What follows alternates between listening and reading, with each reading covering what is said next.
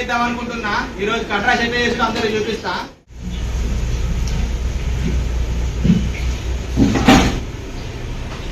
ఇదే cut rice. Cut rice అంటే rice మంచిగా మెత్తగా ఉడకబెట్టుకొని చల్లార్చిన తర్వాత 10 కేజీల రైస్ కి 20 కేజీల పెరుగు పోసిన, ఒక 10 లీటర్ల వరకు నీళ్లు కలిపిన పెరుగులో ఇట్లా మెత్తగా అయింది. మంచిగా మెత్తగా కట్ రైస్ అంటే మెత్తగా చిన్నపిల్లలు ముసలు బాగా ఇష్టపడతారు కాబట్టి మెత్త ఉడకబెట్టాలి రైస్ గట్టిగా ఉండద్దు, ఎందుకంటే పెరిగేసిన తర్వాత మళ్ళీ మెత్తగా కావాలి. ఇట్లా వచ్చింది. పోపే చూపిస్తా, దీనికి పోపే చూపిస్తా. పోపు తాలింపు స్టవ్ ముట్టించేసిన. ఇప్పుడు పోపలు ఎట్లా వేసినా చూపిస్తా. ఇదే కొంచెం ఆయిల్, పోపు కోసం కొంచెం నూనె పోసుకున్నా కంచుట్లా మన దగ్గర నుంచి.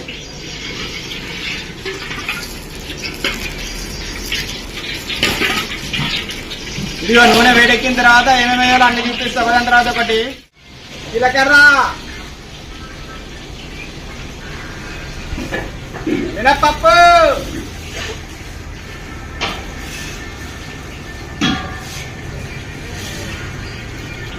శనగపప్పు,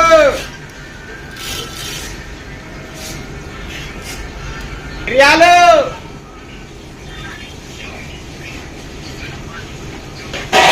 గొడవలు తీసి పెట్టకుండా ఎండుమిర్చి, మా తెలంగాణలో కళ్యామాకు,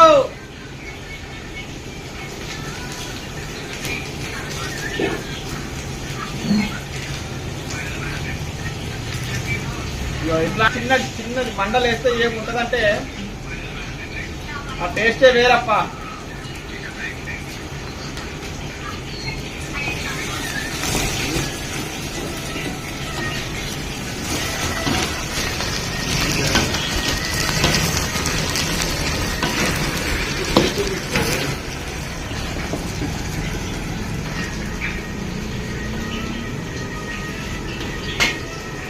పప్పులు కొంచెం గోల్డెన్ బ్రౌన్ కలర్ లోకి రావాలి, అంటే మంచిగా కరకరలాడాలి, పప్పులు పచ్చి వాసన మొత్తం పోవాలి. ఇందులో శనగపప్పు, మినపప్పు, అట్లా కాజు కూడా వేసుకుంటాం కాబట్టి ఇవన్నీ గోలిన తర్వాత కాజు తొందరగా మాడిపోతూ ఉంటది కాబట్టి కొంచెం హాఫ్ బాయిల్డ్ అయిన తర్వాత కాజు వేస్తా. 2 పీస్ కాజు, అంటే 2 వక్కల కాజు.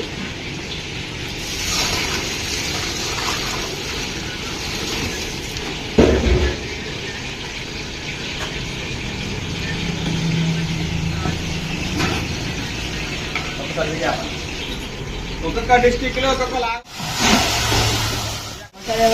వంట చేసినప్పుడు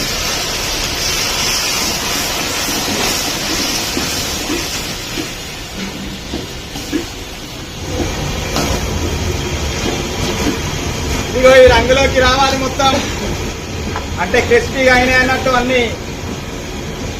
గ్యాస్ ఆఫ్ చేస్తున్నా.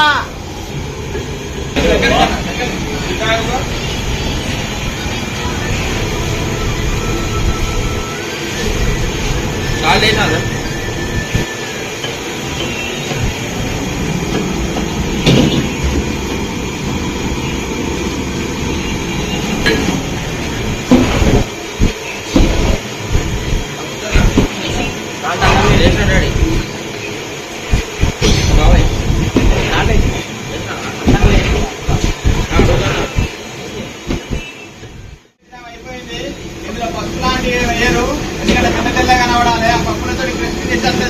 మిరియాలు అక్కడక్కడ పండుగ దాకుంటే స్పైసీస్ కనబడతా ఉంటాయి.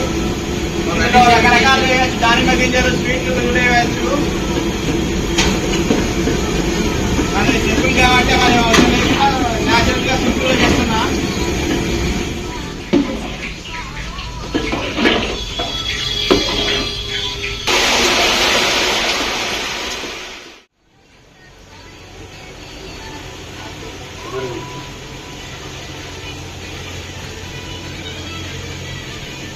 Super.